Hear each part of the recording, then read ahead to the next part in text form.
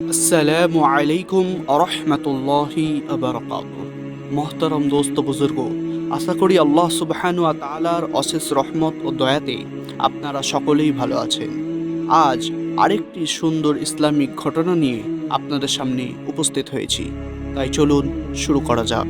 একবার চোখ বন্ধ করে কল্পনা করুন তো, কড়া রোদে ঝলসে উঠেছে মরুর বালু, চারিদিকে শান্ত, কিন্তু এই নীরবতার মাঝে ভেসে আসছে এক মুমিনের হৃদয় বিদারক কান্না।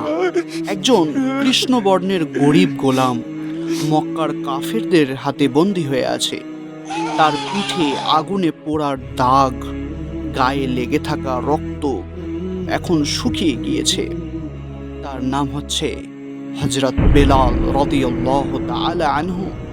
তিনি ছিলেন উমাইয়া ইবনে খলফের দাস। তার অপরাধটা কি?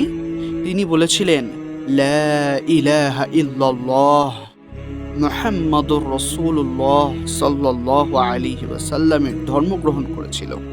কাফেররা চেয়েছিল তিনি তার ঈমান থেকে ফিরে আসুন। তাকে ফেরাতে মরুর উত্তপ্ত বালুতে ফেলে রাখা হতো, পাথর চাপা দেওয়া হতো বুকের ওপর। প্রচণ্ড যন্ত্রণা, কাঁপছিলেন তিনি, কিন্তু মুখে একটি শব্দ ছিল, আহাদ আহাদ।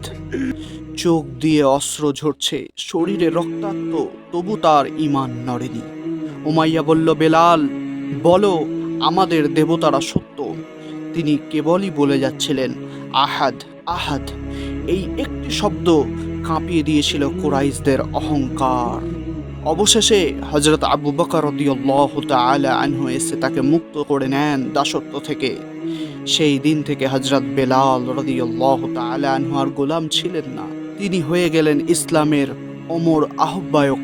তিনি ছিলেন রাসূলুল্লাহ সাল্লাল্লাহু আলাইহি ওয়াসাল্লামের মুআজ্জিন, যার আজানে কাঁপত মদিনা, ভরে উঠত মুসলিম হৃদয়।